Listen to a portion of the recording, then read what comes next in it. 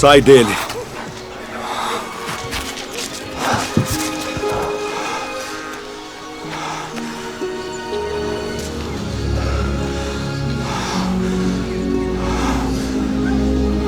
Senhor. Ele expulsa os demônios por Beelzebu, príncipe dos demônios.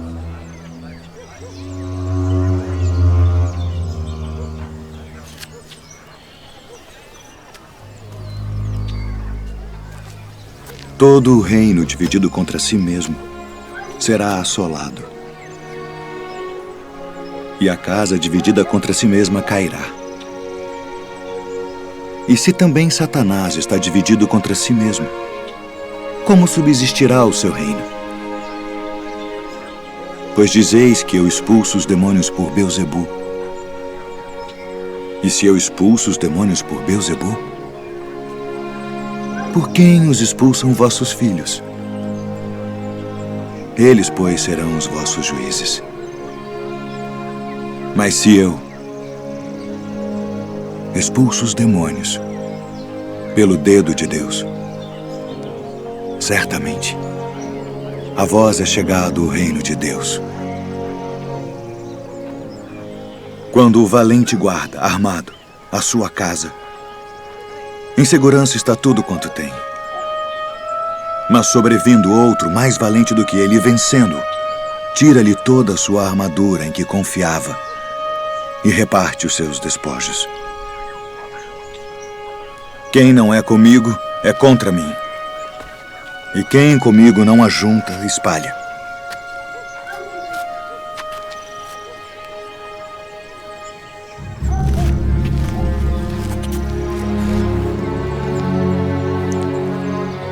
Quando o espírito imundo tem saído do homem,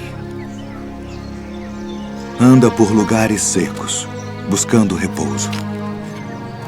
E não o achando, diz: tornarei para minha casa de onde saí. E chegando, acha-a varrida e adornada. Então vai e leva consigo outros 7 espíritos piores do que ele. E, entrando, habitam ali. E o último estado desse homem é pior do que o primeiro. Portanto, eu vos digo, todo o pecado e blasfêmia se perdoará aos homens. Mas a blasfêmia contra o Espírito não será perdoada aos homens. E se qualquer disser alguma palavra contra o Filho do Homem, ser-lhe-á perdoado. Mas se alguém falar contra o Espírito Santo, não lhe será perdoado, nem neste século, nem no futuro. Ou fazei a árvore boa e o seu fruto bom, ou fazei a árvore má.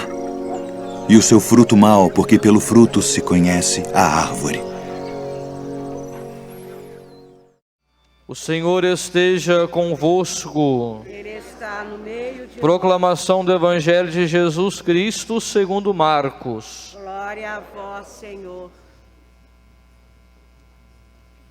Naquele tempo, Jesus voltou para casa com seus discípulos e de novo se reuniu tanta gente que eles nem sequer podiam comer. Quando souberam disso, os parentes de Jesus saíram para agarrá-lo, porque diziam que estava fora de si. Os mestres da lei, que tinham vindo de Jerusalém, diziam que ele estava possuído por Beelzebu, e que pelo príncipe dos demônios ele expulsava os demônios. Então Jesus os chamou e falou-lhes em parábolas. Como é que Satanás pode expulsar a Satanás? Se um reino se divide contra si mesmo, ele não poderá manter-se. Se uma família se divide contra si mesma, ela não poderá manter-se. Assim, se Satanás se levanta contra si mesmo e se divide, não poderá sobreviver, mas será destruído. Ninguém pode entrar na casa de um homem forte para roubar seus bens sem antes o amarrar. Só depois poderá saquear sua casa. Em verdade vos digo, tudo será perdoado aos homens, tanto os pecados como qualquer blasfêmia que tiverem dito. Mas quem blasfemar contra o Espírito Santo nunca será perdoado, mas será culpado de um pecado eterno.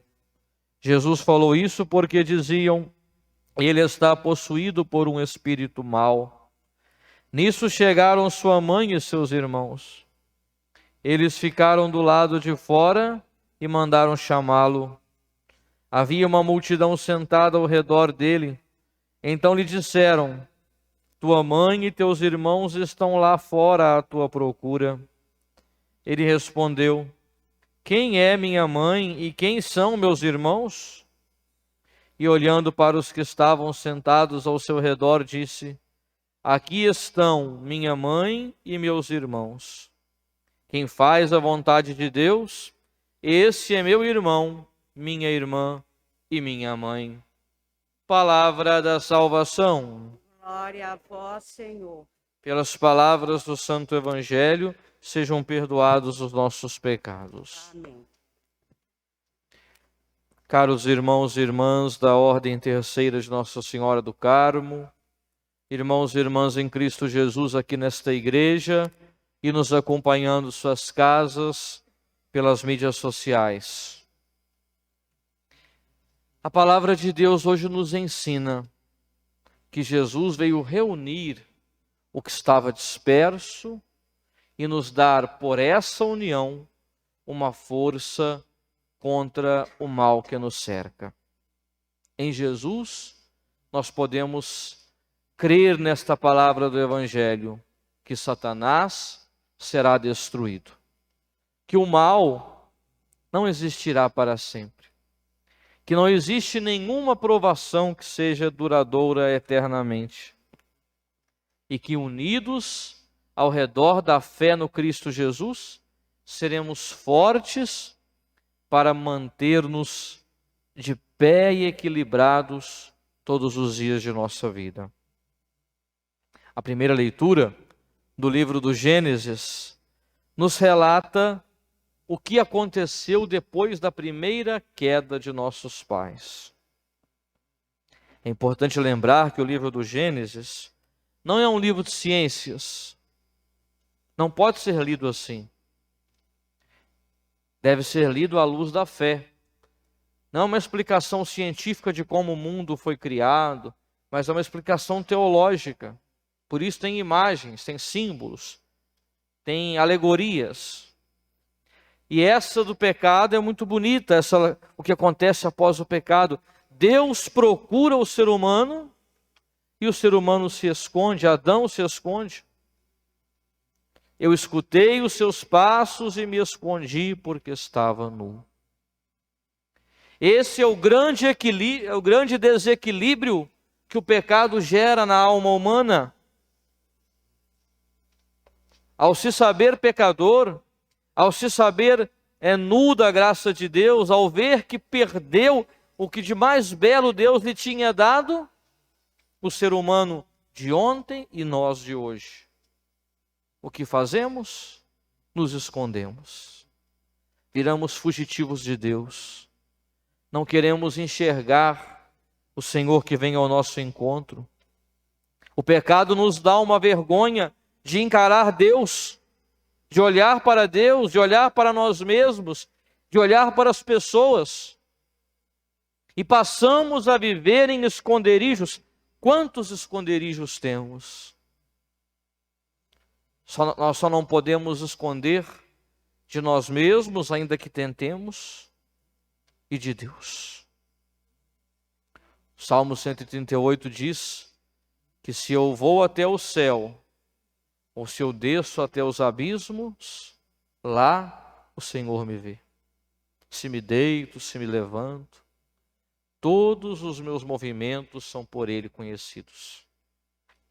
Não podemos fugir de Deus. Não podemos nos tornar escondidos de sua graça.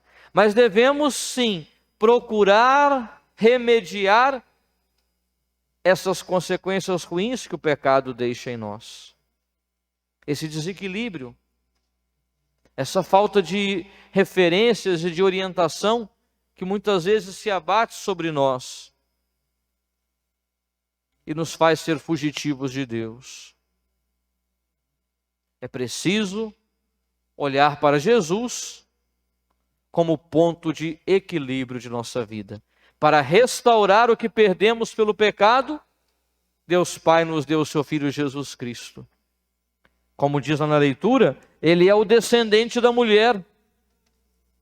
O descendente da mulher que veio para resolver essa situação criada. O homem estava rompido com Deus, rompeu-se uma ligação, e por isso, quando nós estamos desligados, precisamos de quê? Precisamos religar, precisamos de religião. A palavra religião significa religar. Essa é a função da religião, religar os laços.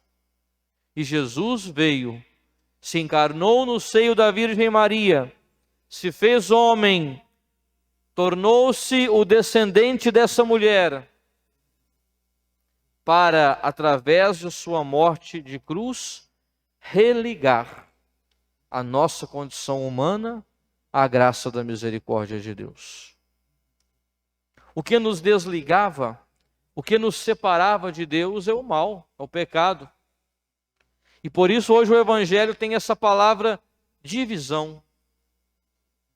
E dentre tantas palavras fortes que o Evangelho usa hoje para falar do mal, Beelzebu, demônio, Satanás, existe uma outra, a palavra diabo, que significa aquele que separa, aquele que se coloca entre, que se interpõe. O mal é que nos separa de Deus, que se coloca entre nós e Deus, que nos desliga.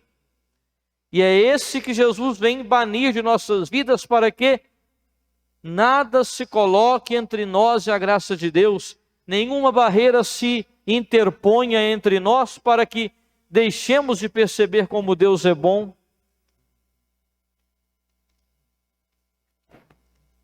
Deixemos às vezes de perceber como a misericórdia dele é infinita. E precisamos tomar em Jesus essa religação necessária para não estarmos divididos e fracos diante do mal. No Evangelho, Jesus expulsava os demônios, mas as pessoas, os mestres da lei, homens entendidos, diziam que ele fazia isso por obra do próprio demônio. E Jesus diz que não, que ele vem com o Espírito de Deus. Ele vem com o Espírito Santo, Espírito de poder. E aquele que diz que esse Espírito é o Espírito do mal, está pecando contra o Espírito Santo. O pecado contra o Espírito Santo consiste em não atribuir a Deus todo o poder, não acreditar que Deus pode tudo, atribuir a outros esta força salvadora. E é um pecado gravíssimo, diz Jesus, porque Jesus estava ali pelo Espírito de Deus, que deu a ele força e poder para religar os homens à graça primeira do amor misericordioso do Pai. E Jesus dá uma lição a nós: todo reino dividido cai, toda família dividida cai. Quem divide é o demônio, é Satanás. Não podemos nos deixar levar pela divisão. A divisão nos enfraquece. A divisão nos cria pedaços, e com pedaços às vezes é impossível de se construir. Jesus, ao contrário, veio fazer um momento de união, veio reunir a si todas as coisas, veio reunir o que estava disperso, nos dar forças. E por isso, meus irmãos e minhas irmãs, para não ficarmos nesse desequilíbrio do pecado, nesse esconderijo aqui e acolá, para não ficarmos correndo de Deus, para que a nossa vida não seja tomada pela vergonha de termos caído ou de termos cedido às tentações, para que nós não fiquemos com o rosto triste e sombrio, precisamos de Jesus, para que Ele nos fortaleça, nos una e recupere em nós esse equilíbrio que o pecado às vezes tira e nos torna fugitivos e escondidos de Deus.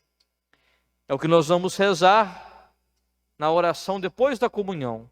Depois que tivermos comungado com Jesus no coração, nós vamos pedir: ó Deus, que curais os nossos males, agi em nós por esta Eucaristia, libertando-nos das más inclinações e orientando para o bem a nossa vida. É Jesus que nos livra de inclinações más e nos dá uma orientação nova. Qual é a orientação? É o bem, é a bondade de Deus, é a graça. E São Paulo nos diz na segunda leitura que ainda que o nosso homem exterior esteja ruindo, ainda que tenhamos problemas, provações, dificuldades, o nosso homem interior cresce, a nossa vida espiritual nos fortalece e a alegria de ser de Deus nos plenifica. E nós ficamos então esperando aquela moradia dos céus que não foi mãos humanas que construíram, mas foi o próprio Deus que preparou para nós. Por isso, meus irmãos e minhas irmãs, diante de tantas dificuldades que passamos interiormente, exteriormente, no nosso coração, em nossas famílias, no próprio mundo, diante de um cenário tão cheio de dúvidas que vive a humanidade, tantas coisas que às vezes nos chateiam, diante de tudo isso, recobremos a esperança em Cristo que veio nos religar ao coração do Pai. E de fato nos religou pela sua morte de cruz, que vamos celebrar dentro de instantes no altar. Ele religa o céu e a terra, religa a nossa vida, a vida de Deus. Tenhamos renovada esperança e creiamos que o Senhor Jesus é a nossa força em meio às dificuldades. E nos momentos difíceis, lembremos-nos com oração dessas palavras do salmista, no salmo que nós rezamos nessa liturgia. No Senhor ponho a minha esperança, espero em sua palavra. A minha alma espera no Senhor, mais que o vigia pela aurora. Amém.